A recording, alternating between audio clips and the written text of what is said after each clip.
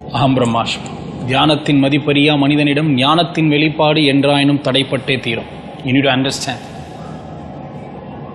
Meditation is very essential. நம்ம தியானம் பண்ணலன்னா என்ன ஆகும்? Someday or the other, because of your worries, நம்மள வருத்தம், கஷ்டம், துக்கம், இதனால் உங்களுடைய அறிவு வெளிப்படாமல் போயிடும். தியானத்தின் மதிப்பறியா மனிதனிடம் ஞானத்தின் வெளிப்பாடு என்றாயினும் தடைப்பட்டே தீரும். பட் தியானம் பண்ண என்ன நடக்கும்? Why we should meditate? What is happening when I meditate? You actually feel connected with the God. You realize God. The only way to realize God is meditation. கடவுளை உணர்வதற்கான ஒரே வழி சரீரம் கொண்ட மனிதன் தியானம் புரிதல். அவ்வளோதான். சரீரமின்றி சிவனை உணர சாத்தியமில்லை, சிவனின்றி சரீரம் இயங்க சாத்தியமில்லை. அண்டத்தில் சர்வமாயிருப்பவன் பிண்டத்தில் உயிரென இருக்கிறான். That is called as Sivan, which is a creator and curator of everything. So அதை எப்படி சொல்லலாம்? ஆதியும் அநாதியுமற்ற அகிலாண்ட கோடி பிரம்மாண்ட நாயகன், உலகை படைத்த ஒருவன், உன்னுள் இயங்கும் சிவன். சிவனது உன்னுள் ஜீவனாய் இருக்கிறான். ஆரிஜின் இல்லை, பிகினிங் இல்லை. எல்லாத்தையும் பண்ணவன் எங்கே இருக்கான்? உனக்குள்ள இருக்கான். அது எப்படி உணர முடியும்? There is a process and procedure for it. It's not a concept. இது ஒரு விஞ்ஞானம் தான். ஆன்மாவை உணரக்கூடிய ஞானமோ இல்லை ஆன்மாவை மிகைப்படுத்தக்கூடிய விஞ்ஞானமோ அதுதான் ஆன்மீகம். அதுதான் ஆன்மீகம். ஸோ அதை எப்படி நம்ம பண்ண முடியும்? தியானம் பண்ணால் என்ன நடக்கும்? You can experience God or you can realise God. கடவுளை உணரலாம். கடவுளை உணர்ந்தால் என்ன நடக்கும்? கடவுளை உணர்ந்த உணர்க்கு இனி கவலைகள் இல்லை, கனவுகள் இல்லை. தன்னிலை அறியா இறைநிலையில் எண்ணிய அனைத்தும் இனிதே நிகழ்ந்திட வலிமையும் வல்லமையும் துல்லியமாய் தானே வந்து சேரும். By the time you experience God, what will happen to you? Even though you don't have a resource to do what you want to do, all the knowledge and resource will fall towards you. Everything will follow you precisely in a way you want. கடவுளை உணர்ந்த உணர்க்கு கவலைகள் இல்லை, கனவுகள் இல்லை. கவலையும் இல்லை, கனவுகளும் இல்லை. ஏன்னா உன் கனவுகளும் என்ன போகுது? நினைவாக போகுது. தன்னிலை அறியா இறைநிலையில், இதுதான் அந்த தியானத்தின் நிலை. தன்னிலை அறியா இறைநிலையில் எண்ணிய அனைத்தும் இனிதே நிகழ்ந்திட வலிமையும் வல்லமையும் துல்லியமாய் தானே வந்து சேரும். இதை யார் பண்ணணும்? நம்ம தான் பண்ணணும்.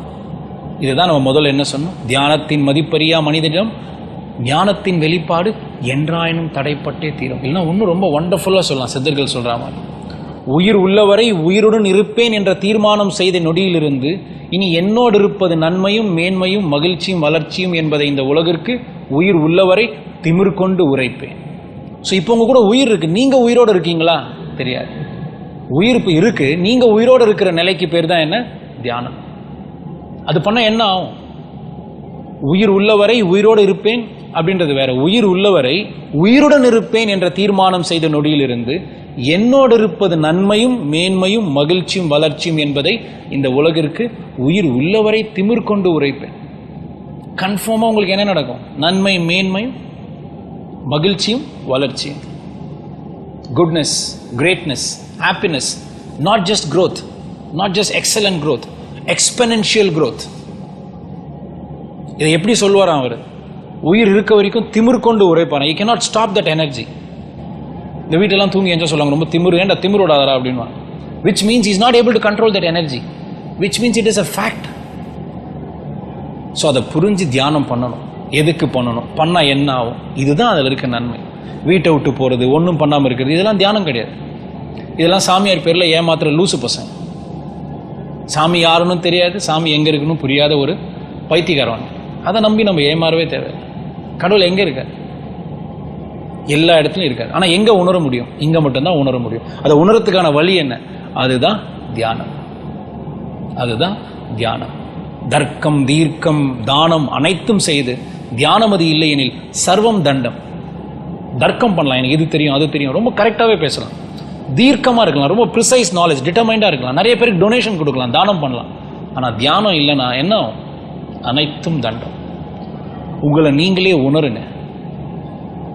உங்களை உணர முயற்சி பண்ணும் போது நீங்கள் கடவுளை தானாக உணருங்க. அதுக்கான ப்ராசஸ் தான் இந்த ஆத்ம தியானம். பட் இதை நல்லா உணரணும். என்ன நடக்கும் கடவுளை உணர்ந்தா?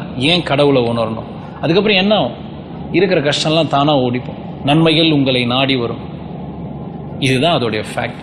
அதுக்கு நீங்கள் என்ன பண்ணணும்? ஏதாவது புதுசாக பண்ணணுமா? ஒன்றும் பண்ண தேவையில்லை. அடுத்த நிமிஷம் நாளைக்கு என்ன பண்ணணும்னு யோசிக்க தேவையில்லை. இப்போ என்ன பண்ணு? இப்பயே இந்த நொடியே இந்த சனமே உட்காந்து நீங்கள் கடவுளோட கனெக்ட் பண்ணலாம். அதுக்கு நாள் பொழுது தான். ஃப்ரைடே வரைக்கும் வெயிட் பண்ண தேவையில்ல. வெள்ளிக்கிழமை அம்மனை போய் கும்பிடணும், வியாழக்கிழமை சாய்பாபாவை கும்பிடணும், சண்டே ஆனால் நான் ஜீசஸை போய் கும்பிடணும், செவ்வாய்க்கிழமை பிரச்சனையா செவ்வாய்க்கிழமை உட்காந்து மெடிடேஷன் பண்ண, அவள் தான் முடிஞ்சிடுச்சு. அதுக்கான சயின்ஸை கொடுத்துறது தான் நம்மளுடைய முன்னோர்கள். சும்மா கற்பூரம் ஏற்றி வீசிங் வர வச்சு இனிமே கற்பூரம் ஏற்றாதீங்கன்னு கவர்மெண்ட் ரூல் கொண்டு வரைக்கும் இருந்த மடப்பசங்க கிடையாது. நம்ம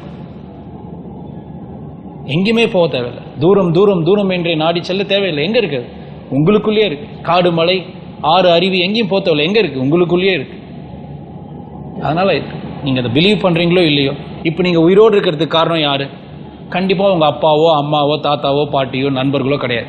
நீங்க இறந்துட்டீங்கன்னா யாராவது ஒருத்தங்க உயிர் கொடுக்க வேண்டியது தானே? கண்டிப்பா கொடுக்க முடியாது. அந்த பணத்தை தூக்கி குப்பையை போடுற மாதிரி போட்டுருவாங்க.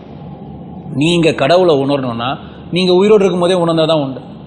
அதுக்கான வாய்ப்பை வேஸ்ட் பண்ணிட்டீங்கன்னா திரும்பியும் அடுத்த பிறவி எடுத்து திரும்பியும் இதே கஷ்டங்கள் நஷ்டங்கள் எல்லாத்தையும் பார்த்து உண்மையான கடவுள் எதுன்னு தேடி போற வரைக்கும் வெயிட் பண்ணாம இப்பயே ஆரம்பிங்க. இப்பயே சந்தோஷமா இரு. வெற்றிக்கும் மகிழ்ச்சிக்கும் வளர்ச்சிக்கும் அச்சாரமாய் ஆதாரமாய் இருப்பது இந்த சரீரம் தான். அதனால இதோட ஆரோக்கியத்தை நல்லா பார்த்துக்கோங்க. ஆரோக்கியமான சரீரம் இருந்தால் தான் அற்புதமான தியானம் பண்ண முடியும். அதுக்கப்புறம் எல்லா கர்ம வினைகளும் ஓடி போயே ஆகும். Nothing can affect you. Every bad karma has to go away from you and you will experience a good life.